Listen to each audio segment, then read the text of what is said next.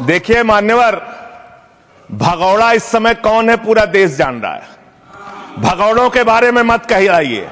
देश का प्रधानमंत्री गैस के संकट के इस समय में किस गुफा में छुपा हुआ है, पहले उसको निकाल के लाइए। पहले उसको निकाल के लाइए। प्रधानमंत्री किस गुफा में छुपे हुए हैं? प्रधानमंत्री के बारे में आप हमारे ऊपर टिप्पणी कर रहे हैं, का प्रयोग नहीं करेंगे। आप हमारे ऊपर टिप्पणी कर रहे हैं, ये आप हमारे ऊपर टिप्पणी कर रहे हैं। पूरा देश गैस की लाइनों में खड़ा है, प्रधानमंत्री गुफा में छिपे हुए हैं।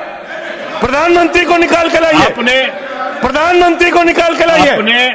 मुद्दों पे बात नहीं करेंगे। इस्तेमाल किया है, ये शब्द ठीक नहीं है। अरे मान्यवर, आप मेरा समय जा रहा है। मान्यवर महोदय, मान्यवर मेरा समय जा रहा है, कृपा करके समय। जी राम जी पर रात को 1:30 बजे तक मैंने चर्चा सुनी और जब उत्तर देने की बारी आई तो विपक्ष भाग गया था। इसलिए मैं निवेदन कर रहा हूं कि रहना जरूर, एक एक चीज का जवाब दूंगा, एक एक चीज का। दूसरी चीज है, जो भगोड़ा शब्द है उसको उसमें शामिल नहीं करेंगे। जी मान्यवर, बात करते हैं ग्रामीण विकास की। आप बात कर रहे हैं उज्ज्वला स्कीम के तहत 8 से 10 करोड़ सिलेंडर गांव में आपने बांटे हैं और 10 से 11 करोड़ सिलेंडर के कनेक्शन लोगों ने अपने आप से लिए हैं। 21 करोड़ सिलेंडर के कनेक्शन गांवों में हैं।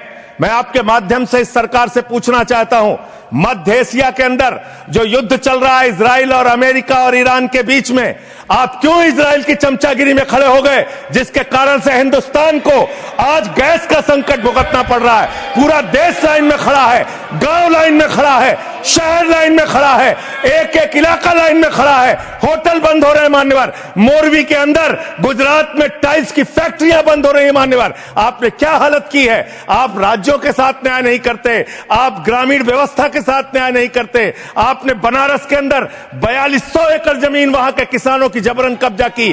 2013 का जो अधिकरण का नियम है, वो नियम आपने लागू नहीं किया। वहां लाठियों से किसानों को पीट के प्रधानमंत्री के संसदीय क्षेत्र में जमीनें कब्जा करने का काम आपने किया। जो पंजाब पूरे देश का पीडीएस सिस्टम चलाता है, 50% भागीदारी पंजाब के किसानों की होती है। आपने पंजाब के रूरल डेवलपमेंट का 8000 करोड़ रुपए मार के बैठे हुए। आप बताइए क्यों आपने पंजाब का हिस्सा नहीं दिया, क्यों आप वहां के साथ सौतेला व्यवहार कर रहे हैं। बताइए इस देश को और पंजाब के लोगों को। वहां पर बाढ़ आई, आप भी गए थे मंत्री जी वहां पे दुख जताने के लिए। आपने वहां की भयावह परिस्थितियों को देखा था। बावजूद इसके 1600 करोड़ रुपए की मदद आपने घोषित की थी। 16 पैसे आपने पंजाब को नहीं दिए, 16 पैसे।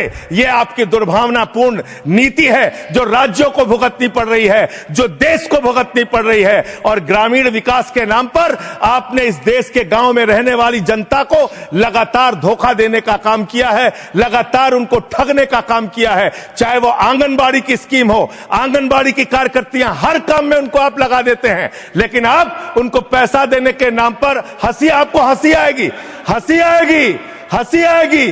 आंगनबाड़ी की योजना गांव में ही चलती है। एक हमारे माननीय सदस्य काफी कुछ बोल रहे थे, जिनकी पूरी सरकार शराब में डूब गई, जिनके शीश महल घर घर में नफरत का कारण बन गए, और शायद उनको ब्लैक शब्द ज्यादा पसंद है। हर एक अपना अपना एक भूतकाल होता है।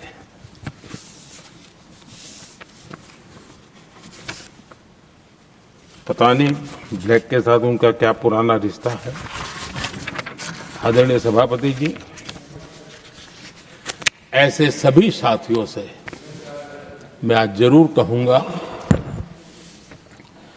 तुम कितना दुनिया को धोखा दोगे, तुम कितना दुनिया को धोखा दोगे। आईना देख लिया तो अपनी सच्चाई कहां छिपाओगे।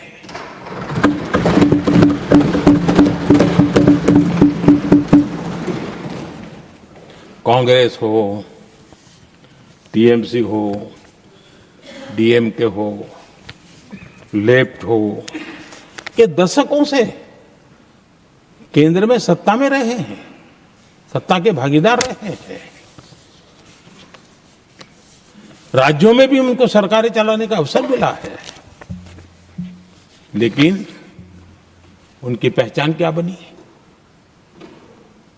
आज डील की चर्चा होती है तो गौरव से कहते हैं, तब डील की चर्चा होती थी तो बॉफोर्स डील याद आता था। ये डील होते थे।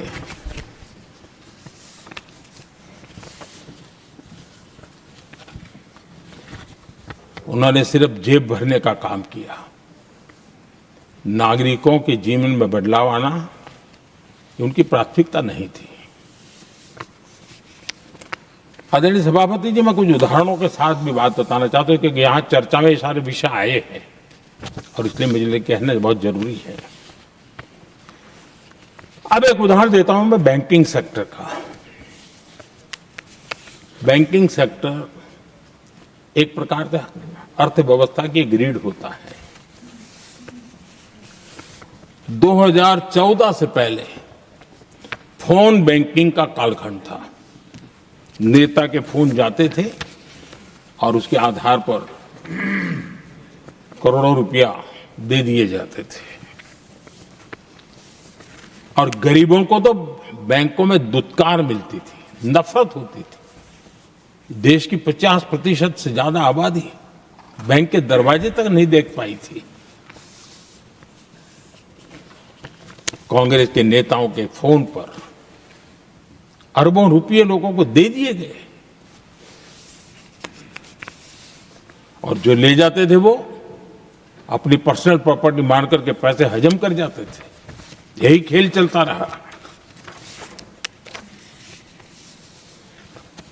कांग्रेस और यूपीए के राज में और आज जो इंडी अलायंस बनकर के बैठे हैं उनके राज में बैंकिंग व्यवस्था तबाही के कगार पर खड़ी थी।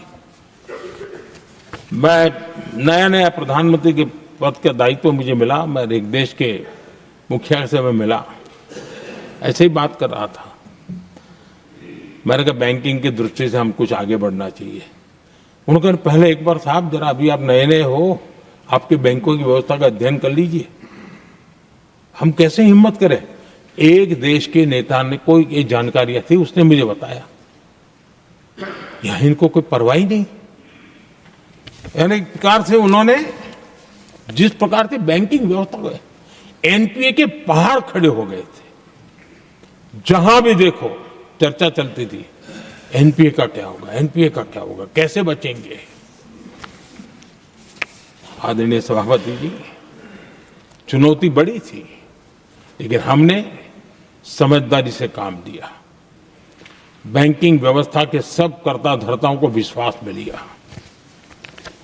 रिफॉर्म की आवश्यकता थी, हिम्मत के साथ रिफॉर्म किए, पारदर्शी व्यवस्था बनाई, ढेर सारे बैंकिंग रिफॉर्म्स हुए और जो सरकारी बैंक दुर्बल हो चुकी थी, ठीक नहीं चल पाती थी, उसको हमने बड़ी बैंक के साथ मर्जर कर दिया। और मुझे याद है किसी एक महाशय बड़े अपने आप को विद्वान मानने वाले ने लिखा था, अगर मोदी सरकार बैंकों में ये कर ले तो हिंदुस्तान का बहुत बड़ा रिफॉर्म हो जाएगा। वो काम मैंने आते ही कर दिए थे। आदरणीय सभापति जी, और इन सारी चीजों का नतीजा हुआ बैंकों में जो बीमारी घर कर गई थी, उस बीमारी से बैंकों को मुक्ति मिली।